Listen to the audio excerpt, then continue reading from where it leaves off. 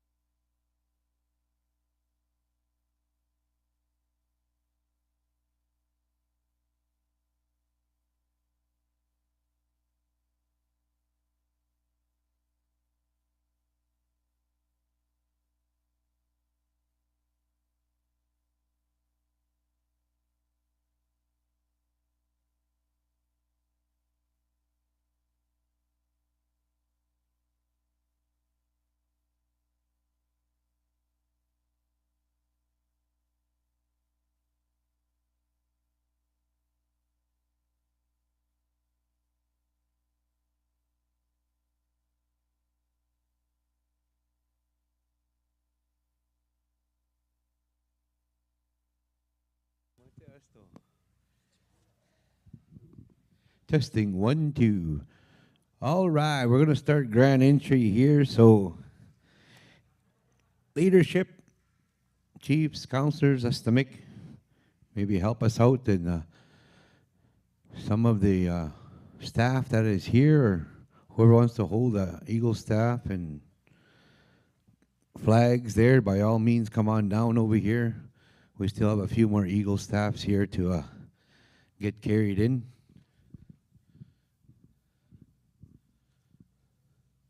We're getting ready here to start the meeting. Grand entry here shortly, so we'll still need a few more volunteers here to bring in the Eagle staffs and the flags. There's a couple more people here will be doing the grand entry shortly.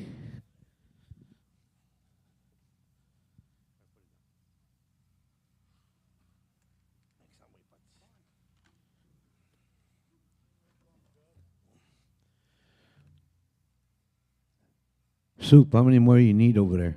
Check 1 2. You got Check. two more? All Check right, we 1 need 2. two more over Check 1 2. there.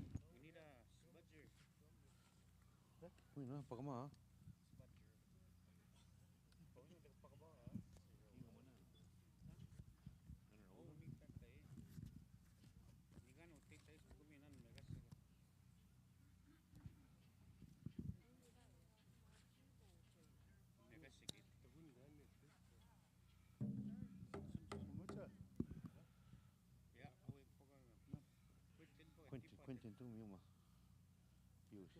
Quentin, do me. He's over there. Just go. Come on,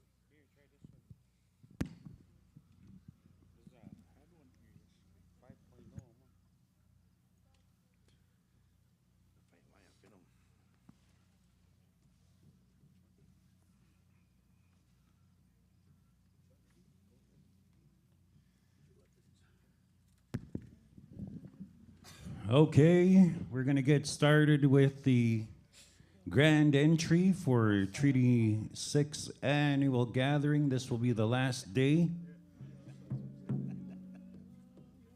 for this year. Hegwase, Gisoe, what we Exact- have all our. Are we good to go? Uh-huh. He's smudging. Smudge. Just got them he's smudging. Smudging.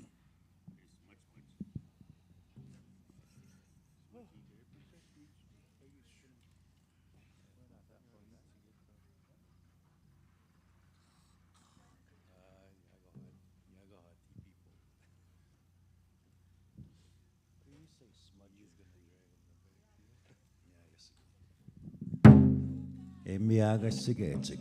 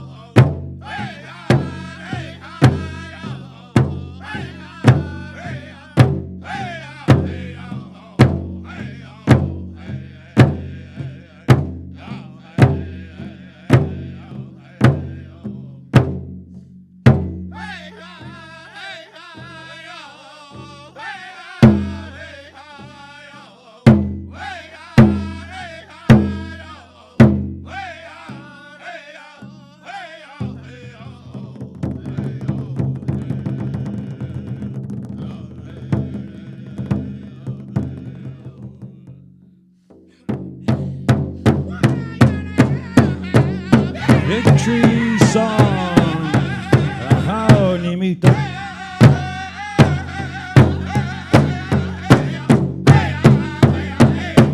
149 years ago, Spinuya, Asutsigyo na, di ba matong ka, mamam school siga tigo ka, wasta igatsi.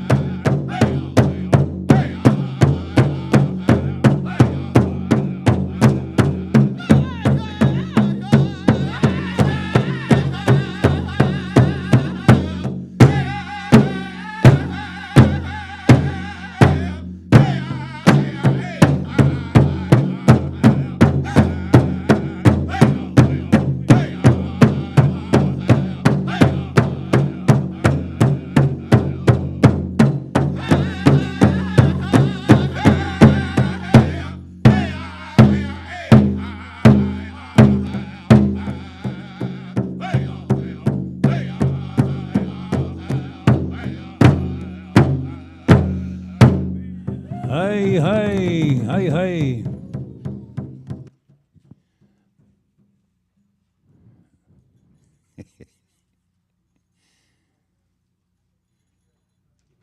Tagagita ko sinawa.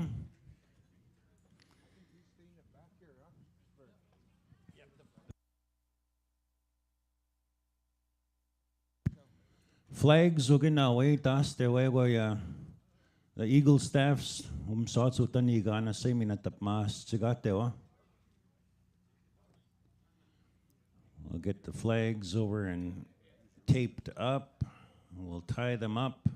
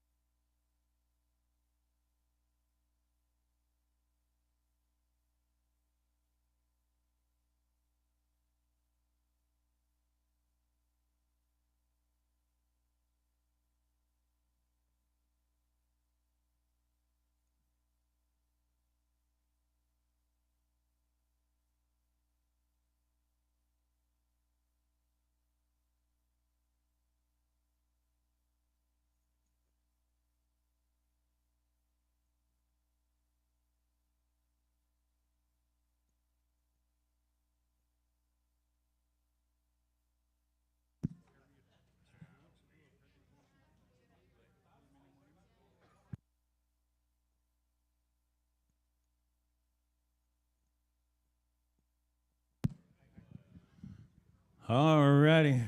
Well, with this, may WhatsApp and the talk up to go gaya Wapahana. Yesterday in Tinamstahe Mamskutsigano, we had a lot of great presentations that were done yesterday, and we're very thankful. And a lot of our guest speakers, Kika Kiwe Payawag, had gone home, and so it was hopefully they made it home to their home fires in a good way. It will kapit sa notes, Skoyatsuma notes, September 10th. The agenda, that's mustat now, tansuip my swepingia. And for this morning, we've already gone through the pipe ceremony. We've had the breakfast too already. And incidentally, if you haven't had breakfast, they still have pancakes and fruit cups over there. So, into nanat the muk, or if you want an extra fruit cup for this afternoon or this morning, now would be the time to go grab one. Today, we have Brad Michael, who will be here to do a presentation on the Natural Resources Transfer Agreement, or Transfer Act, rather. Ewa wietape aatsimuma, tanse sipma atoskata kego peak. And a little bit later on, too, we'll have, there was a couple of questions that were asked of me. A couple of people had approached me and asked me about the 150th year anniversary, which is next year. And what we are going to do here at Fort Pitt in terms of having a celebration once again after the ceremonies, with the ceremonies included, not forgetting those. So, Egomina, a little bit later on this afternoon or this morning, we'll have the 150th Treaty Number 6 anniversary update. Leon Woodstone, so it's the Piazmo, and I think we even have a plaque that's going to be shown to us. I'm not sure as to what's going on there, but we'll have that coming up. I think there are a couple of others on the agenda that we had kind of passed the other day, and so it's once we get word as to the specific agenda for today. Janice Makokis, the Gipik Squatigoya today, Kim Wista, but so it's we wong gats mustaguna nakitap kigo mawitagik. They'll let us know what the topic is going to be in terms of that. So Ptama, while we do have a little bit of time, we tona mo gamao the Pik Squatigoya. Tansu step my data tap my swipin gelma for today. So, Gamal Lewis, I'll pass the microphone over to you.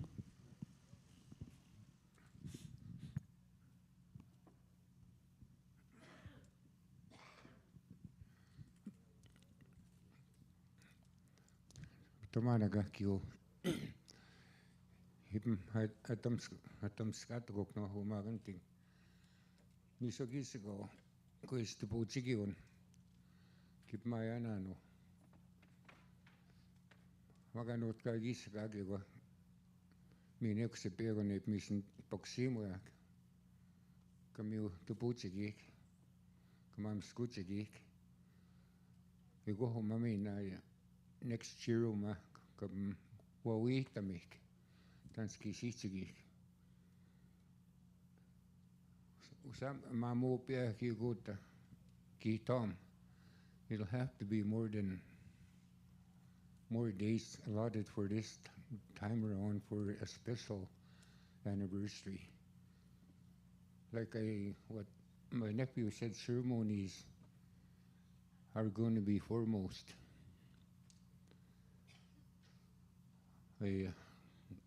Kamamtani tamak. Yokspi kagibn tupuchigi chigota. Kigi team nog. Ego okimaogut kaki ni postamagoyakuk. Egurien he kamamtani tamak. Ego mamtani taman. Puta ceremonies kaya more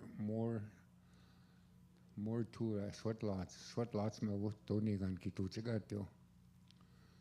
I was thinking in the caliber of Pitogamig, Maga, I have to get through protocol. Ni timamo ispoctinato, paipiguti, see what they think the elders mamos paktinatsi, if that can be done huta. Mr. Huma, mam skutsigi uno muma. Maga, yaksuma, if Mr. Naskumuyan. You're going to presenters okay, so far that we had the past 2 days. You're going to I'm sure more people will come here, especially Omot and the next topic in RTA, that's unfinished business. Wherever they're at, Uguge. I think the next NRTA is going to be in Kihiw in Kaititsaga. But it's a work in progress, but I'm kind of anticipating on hearing Brad Michael here.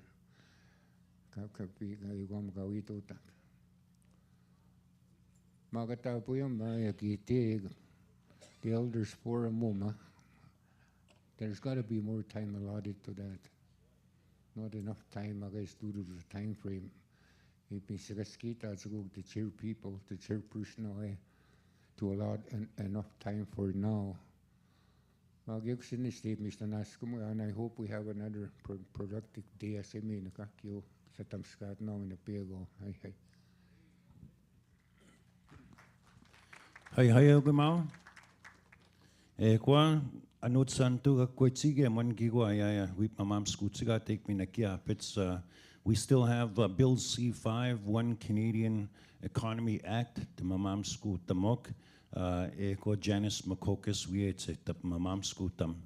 The cows and plows and annuities. Doreen, we start Doreen Cardinal. We'll give the microphone over to her too as well. Our technicians, that's mustagwa wak danse wiwawe sinstuta gegegwa kigwa danse pip mais spike megawatts. So with that, having said that, we're going to continue on with the agenda and with the Natural Resource Transfer Act. Brad Michael Nuitsnamwao, the microphone, but I'm going to change the batteries here real quick, Brad, so that the thing doesn't die on you.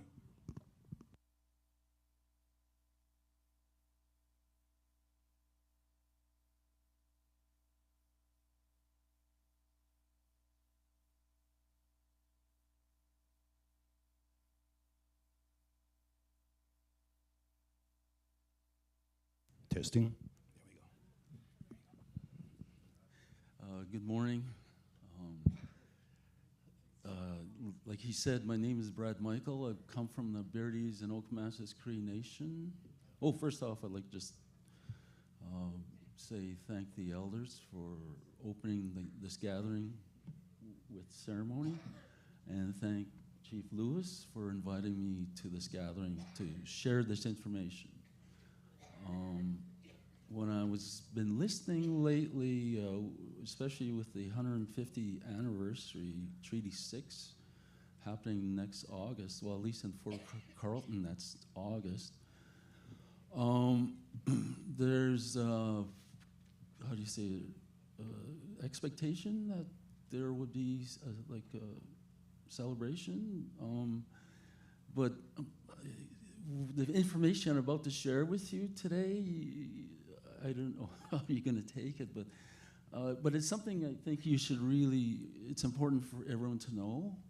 And I've been sharing all this information for the last 2-3 years, and trying to get it as far as wide as possible, okay? But anyways, take it as you will, but I think it's still important that you have this information. Okay, so I'm from Berries and Okemasis, that's Treaty 6. We're about half an hour east of Fort Carlton, you know, between PA and Saskatoon. A little bit of history of myself. I graduated law school in 1992. I practiced for a while, but it was just family and criminal law, and I didn't really like that. So what I did was then, my grandfather raised me. He was chief at the time when the Federation of Sovereign Indigenous Nations was formed. And he would always speak to me, especially when I was going through school, about the First Nations and treaty and everything. So I really took an interest in that. And the first opportunity I had, I joined the FSIN. And for about 20 years, I worked with lands and resources. And it was like treaty land entitlement, helping hunters who were getting charged by conservation officers and so forth, right? And then just informing First Nations of if they're trying to embark on some kind of endeavor, kind of the supports that the FSIN can provide for them. Then it was about 2018, the Prince Albert Grand Council is who I work with now. And I heard that they were keen on working on the Natural Resource Transfer Acts. There's 3 of them, right? One for Manitoba, Saskatchewan, and Alberta. They each have their own. They're really similar. But then you also hear of an agreement, Natural Transfer Agreement. And that was negotiated between the provinces and the federal government beginning in 2019, and it concluded in 1919, and it concluded in 1930, right? But you have to understand that our treaty was signed in 1876, right? Yes, and provinces weren't created until 1905. The reason these acts and agreement were made is because the provinces weren't controlling the natural resources, the water, etc., like the provinces in Ontario, Quebec, and the Atlantic region. So they wanted to be in equal footing with them. So they negotiated this agreement for over 11-year period. And one of the things that I saw, or we did, I'll explain about the group I work with, was that the Manitoba, also almost in the last year of the negotiation, said we have to do something about the treaties. It's kind of like an afterthought, right? So they didn't really, treaties was kind of put in the back shelf, you'd say, okay? So anyways, the Natural Resource Transfer Acts give administration and control to the provinces to manage lands and resources, okay? So in 2011, an effort began among the 182 First Nations in Manitoba, Saskatchewan, and Alberta to try to deal with the NRTA. Okay, and then in 2014, there was a gathering again at Satina. Then in 2019, the Grand Council had it. Then 2 years later, it was at Maskwacis, Ermineskin. Then it was at Peguis last year. And just recently again, this past a month ago, it was Jane Smith. And as Chief Lewis mentioned, Kihiwan is now the next host. Right?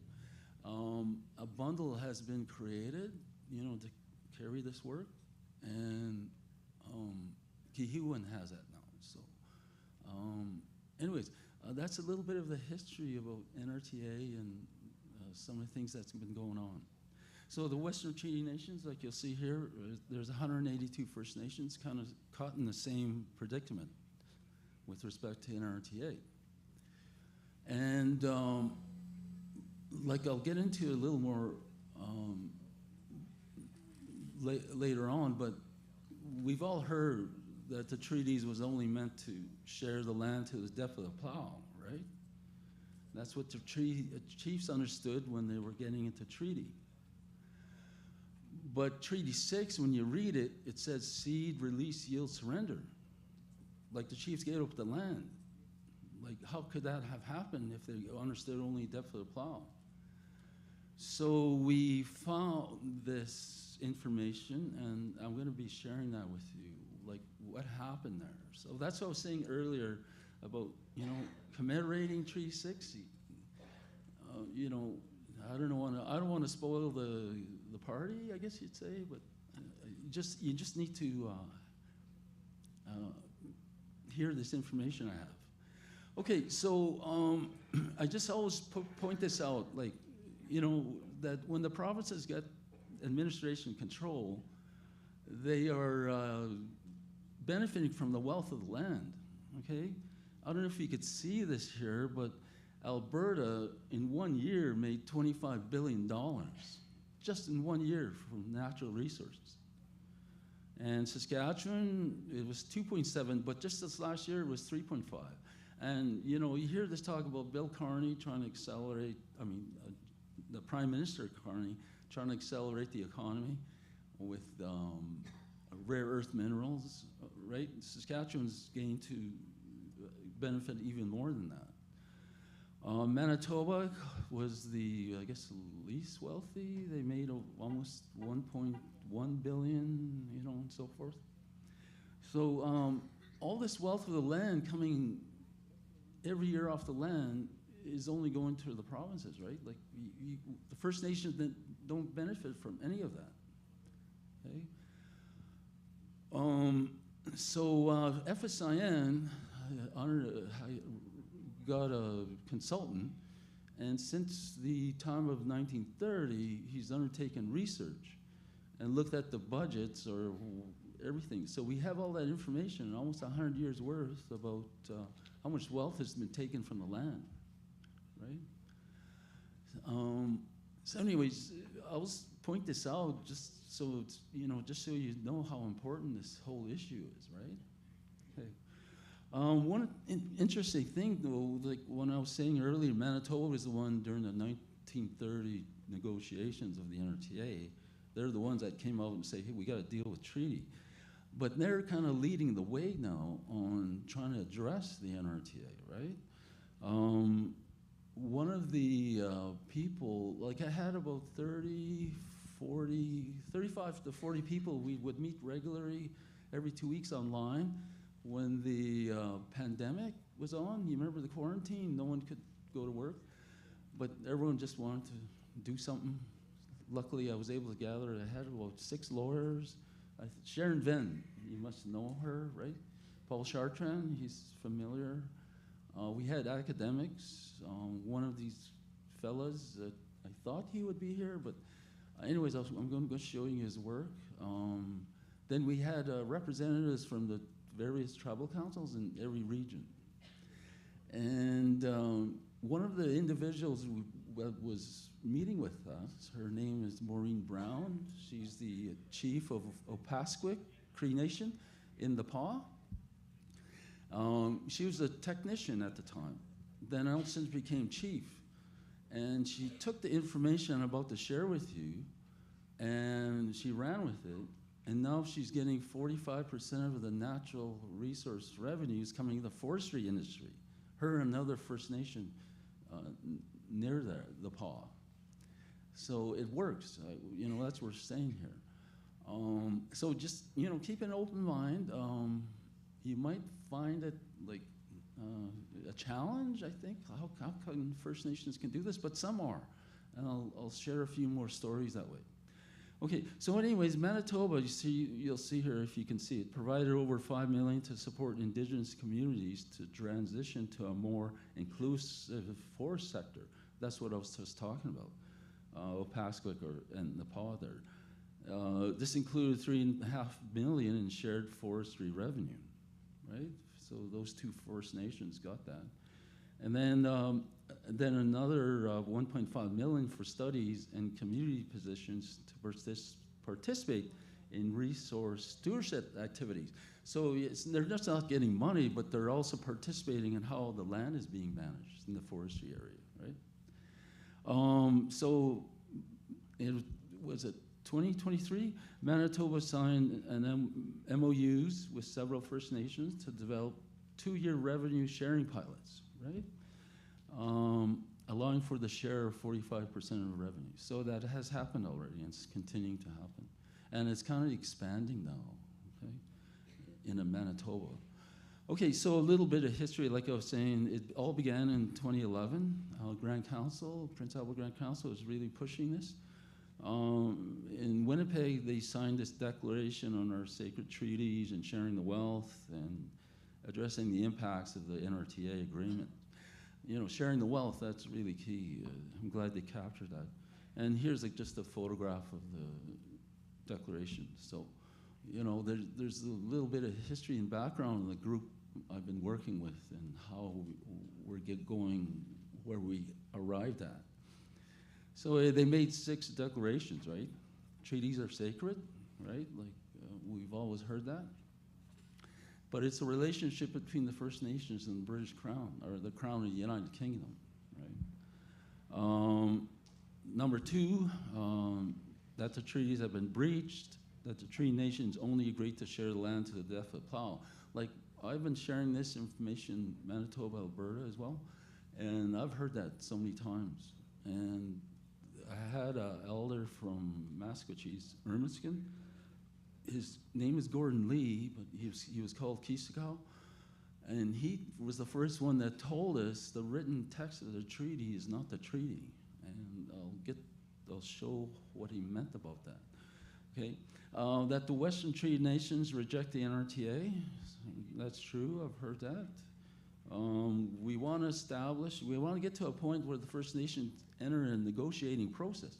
So Opaskwayak have already done that, and Moose Lake, I think, is the other First Nation by the paw. I think that's her name, but they go by a Cree name right now. And for the First Nations of the Declaration, so I've been doing this regularly for the last 3 years. So then the Declaration said, create a secretariat, so we did that, right? And we developed and pursued legal and political strategies. So we have done that. Because like I was saying earlier, our group there, we had lawyers, academics, right? People involved in how they've been engaging with government.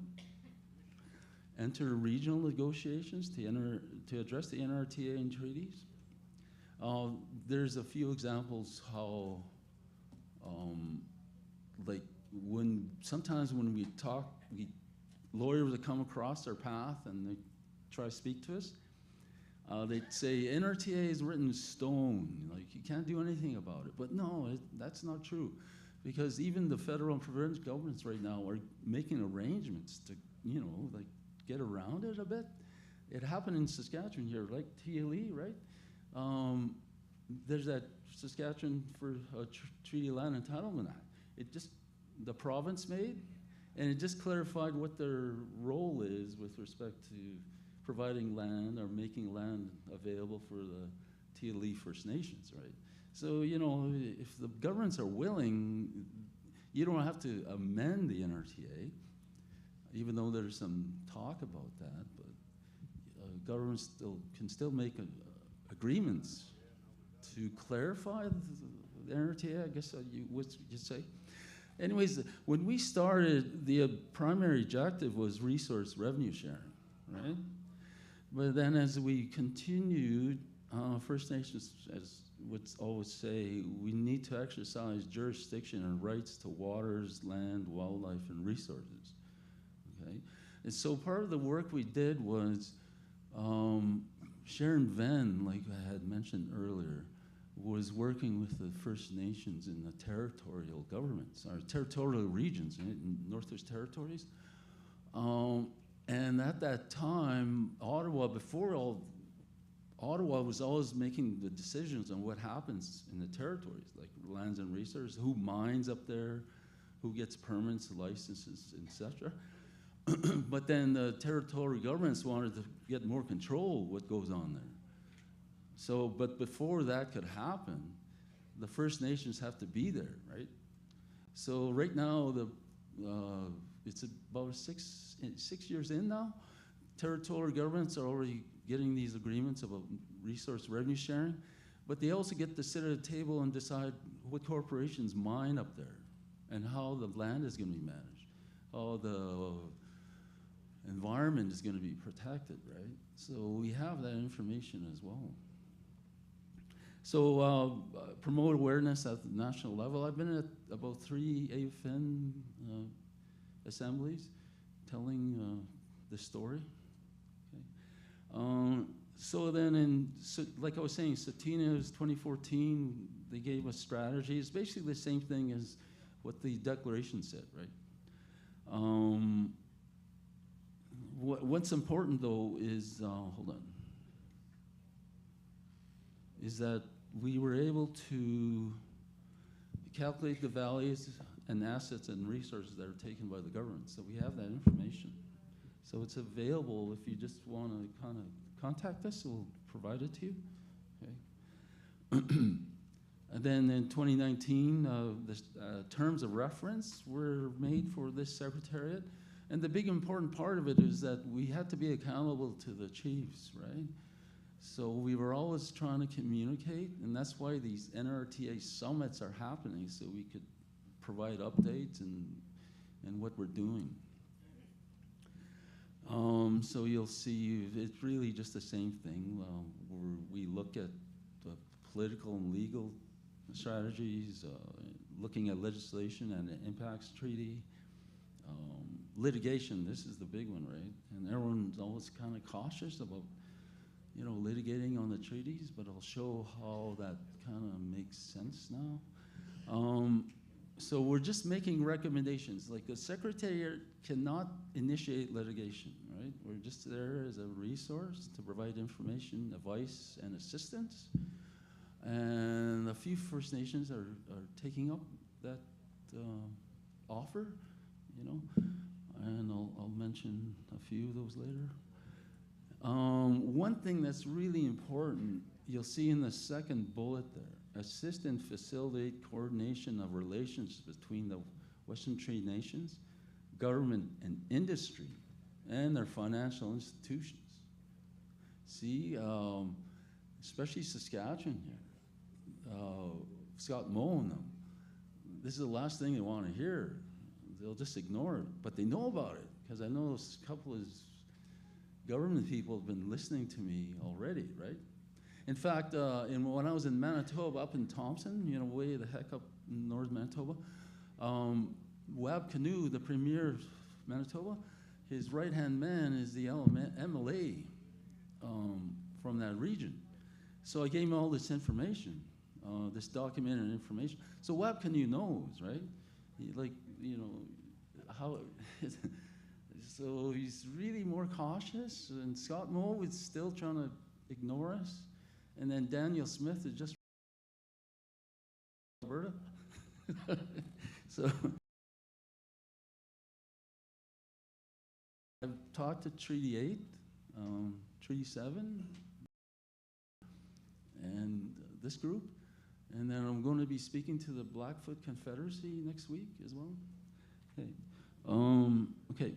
So communication strategy is really important as well, especially when you're trying to deal with the industry and their banks. So to develop and establish laws for the protection, promotion, and implementation. So we're monitoring what's going on in the territories, and thankfully they're willing to share that information with us as they go along. So, you know, if you're looking for examples of what to do, that's one solid one there. Then it was 2023 Masquachis, right? They gave us 3 directives then, like, you know, resolutions, what they call the directives. And like I was saying before, lawyers were saying, you can't do this, it's impossible. But we put that aside and we took our direction from the elders and knowledge keepers, right? Land, the shared depth of the plow, and all the other information they shared with us. FSI has done a really good job documenting what elders and knowledge keepers said for like last 50 years, right? Manitoba has done that as well. And then what is it, the Indian Association in Alberta, I don't really know the history there, but at one time it had embarked on that, right? Harold Cardinal, right? You remember him? Okay, so then we have a litigation strategy, and I'm going to explain that soon here.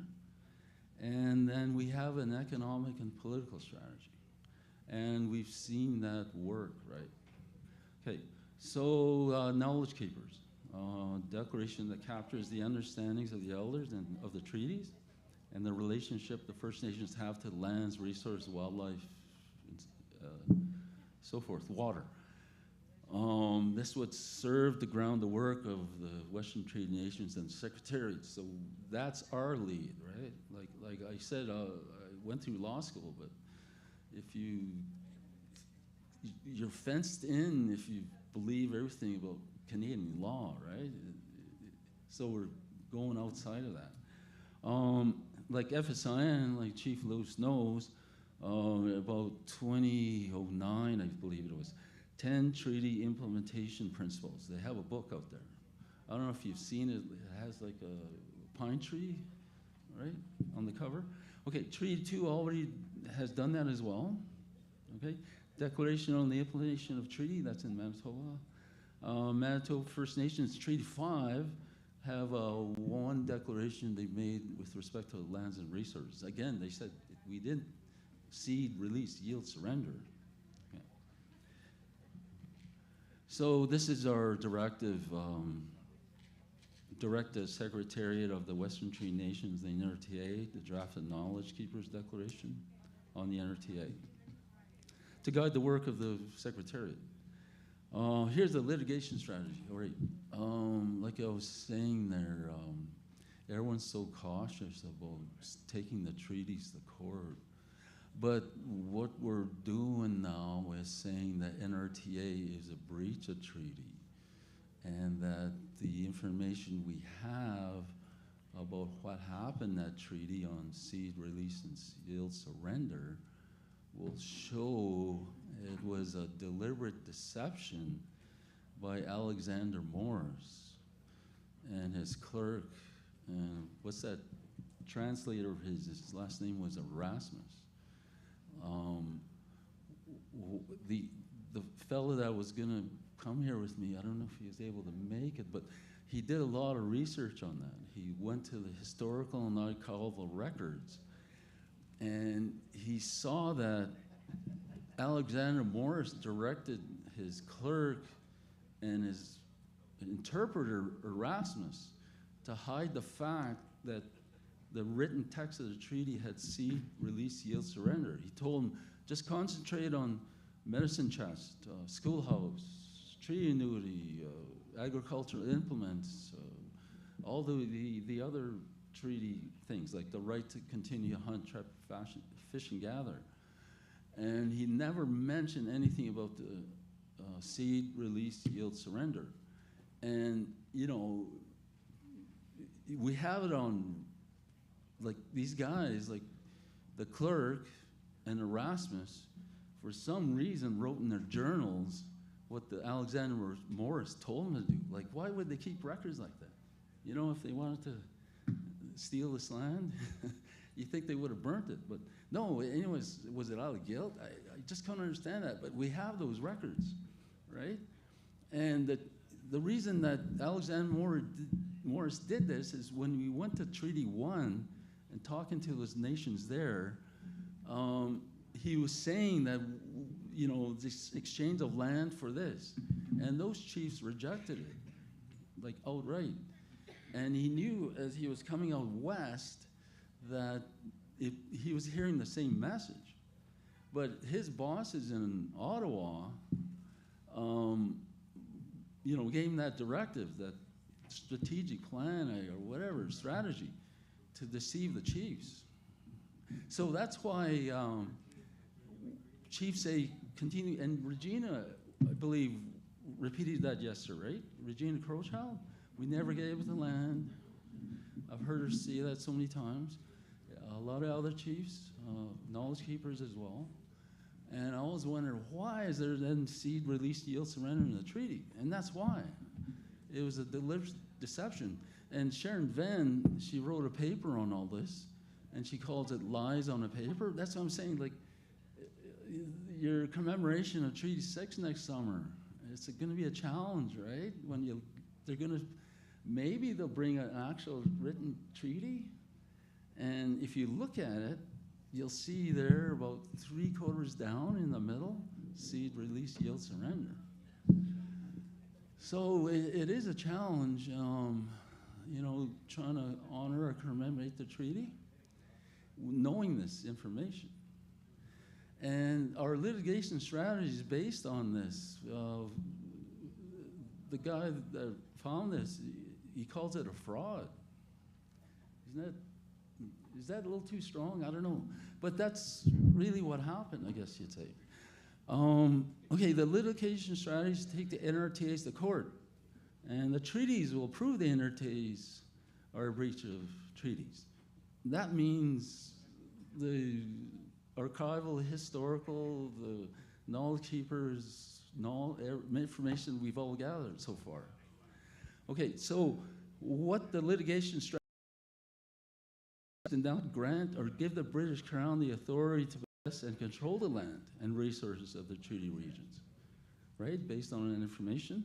Like the chiefs would never sign the treaty if they knew it was cede, release, yield, surrender.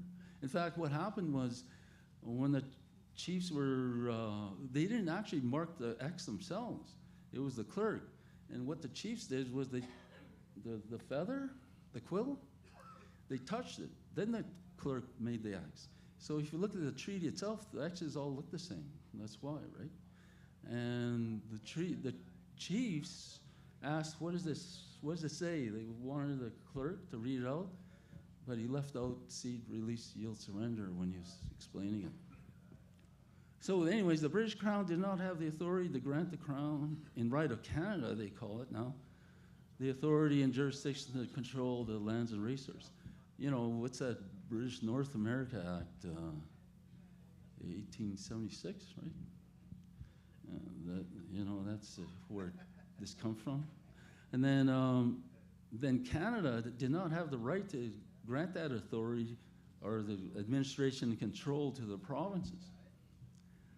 All right, based on this idea of alleged fraud, right? Okay, so that's our directive, right? And when we were doing our work, we were able to gather 4 draft statement claims of potential litigation by First Nations against the NRTA. But then we found none of them addressed this alleged fraud. They were always talking about redress, remedies, like restitution. They didn't want to say, seek a declaration from the courts that cede, release, and yield, surrender, was not what the chiefs understood, right? So they all missed that point. Anyways, so we were able, this group we were all involved with, it's amazing how much information we were able to get together. So we got that directive, so this is all recommendation, right? So if a First Nations wants to pursue, we can provide that information, advice, and assistance. So this is how that's another challenge some First Nations have kind of difficulty on, accepting? Okay, the vulnerability in all this whole arrangement, especially with our Prime Minister's agenda on accelerating the economy, Danielle Smith in Alberta, Premier Moe, is that once a statement claim has been filed in court, that instead of trying to engage the government, the vulnerability is industry and their banks, because we've seen that work in Northern Territories. You remember I was saying how the First Nations were able to be included? That's what they did. They said, your industry, your banks, you're not going to do any business here without us. And industry is really sensitive on hearing this information because they don't want to lose money, right? So Manitoba's done a really good job on making an inventory about what corporations are in their lands and what banks are financing them. So they're using this strategy there. And what we're hoping that is when you put pressure on industry and the banks is that they're going to run to the government and put pressure on them. Like, deal with this. This is your problem, not ours, right? Make these arrangements with respect to the NRTA. Otherwise, it'll be impossible to do business here. And, this goes way beyond trying to go by roadblocks, right? You know, First Nations right away, it's like roadblock, roadblock. No, you just have to go this way. And Sandy Bay, Manitoba First Nation, they're going to use this strategy. They're filing a statement of claim this month. And by the time we get to Kihiwan next summer, he's willing to write an update on how they're going this, how they're about, you know, how things are going, I guess you'd say. And with Wab Canoe there, I can't see him putting much resistance on it. He'd probably be more supportive to Sandy Bay, especially the history that Manitoba has been doing now, trying to move on natural resource revenue sharing and all that, right? So that's what we're recommending here. That but since the government's been ignoring the nations, leave them alone and make noise to the industry and the banks that manage them. And that's their vulnerability and the weakness. But I know, like I was saying earlier, like some First Nations are reluctant to do this because they have those impact benefit agreements, they have these arrangements with the industry, right, already. But those can still remain. What we're trying to do with the industry and the banks is get them on our side and put pressure on the government. So it's not just coming from us, right? And so if you look at what is Saskatchewan First Act, was it Alberta Sovereignty Act, is that what it's called? And then Alberta Separation, you know, this would really put a wrench in their works, right? Trying to move this. Anyways, so like I was saying, there's a lot of interest on all this activity or this information we have. And this is our directive on that. So really, that's the information I have. Here's my contact info if you want to have more information. But here's something else I want to show. Hold on. If you want to read this guy's work to show how this seed release yield surrender was a fraud, that's the book you read. It's 250 pages long, about, and it goes from Treaty 1 to Treaty 7. He goes through a long history of what happened at each of the treaties. And then when he gets to Treaty 6, he finds that information about Alexander Morris instructing his clerk and his interpreter basically to lie to the chiefs, right? Because he knew the written text of the treaty wouldn't have been signed if the chiefs knew it was seed, release, yield, surrender. Okay, so I think I said I'd be here for half an hour.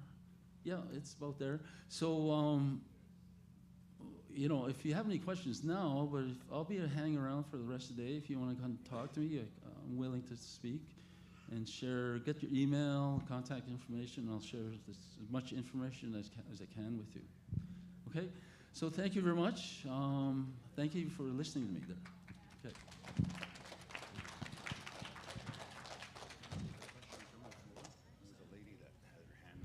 Okay. I think what we'll do is we'll take a question from the floor. I noticed there was a and I'll come over.